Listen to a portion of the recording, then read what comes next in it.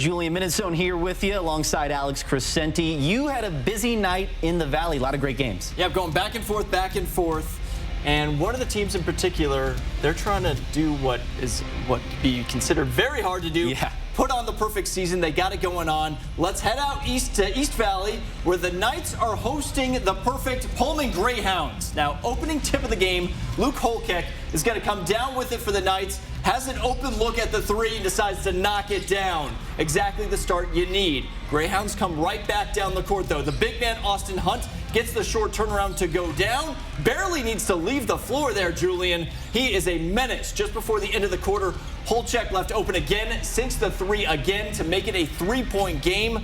But Pullman just proving why they're one of the best teams in this region, as Tanner Barber has all day to think about that shot and is not going to miss it as the Greyhounds pull away late in this one. They remain undefeated. They get the 10-point victory. They are probably going to have a showdown with West Valley at some point for the district championship. Yeah, 71-61 there. And Austin Hunt, man, that guy is a brute inside. He's going to be hard to stop. Yeah.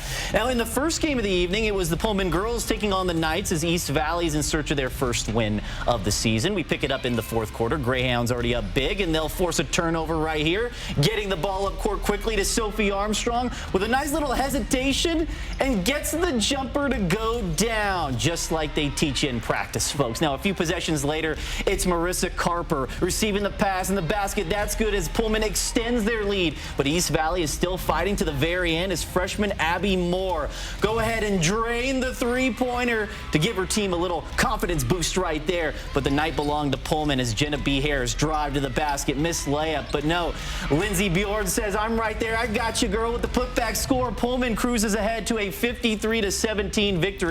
East Valley, they're still in search of that first win of the season.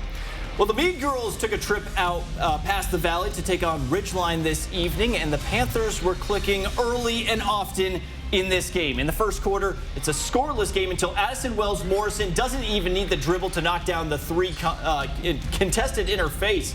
A little later on, the Falcons tried to advance the ball, but it's stolen by Teryn Gardner. She's right there for the basket. The Gardners, quite the athletes over there at Mead. Still in the first on the Mead inbound, Gardner will find herself open again. She's going to sink the triple, and this game is starting to get a little bit out of hand. Ridgeline had a tough time hanging on to the ball tonight as Reese Frederick comes up with a steal, passes to who else but Gardner. Finishes with the fast break layup on the other end. Falcons' struggles continue on the missed layup.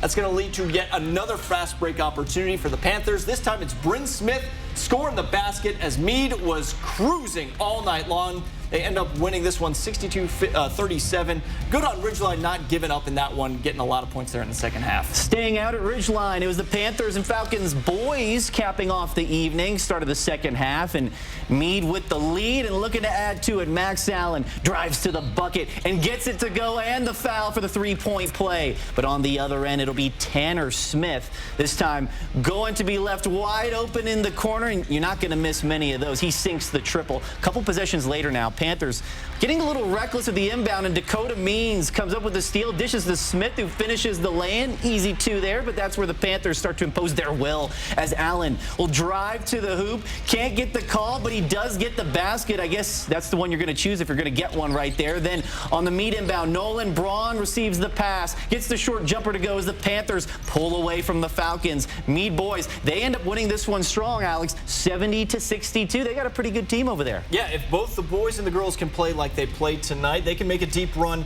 into the playoffs, maybe even sneak into state. Got to continue that momentum here. You want to be peaking at the right time. All right, and it's going to be now time for our favorite play or favorite segment of the show. Those are words. It's favorite segment of the show, top play.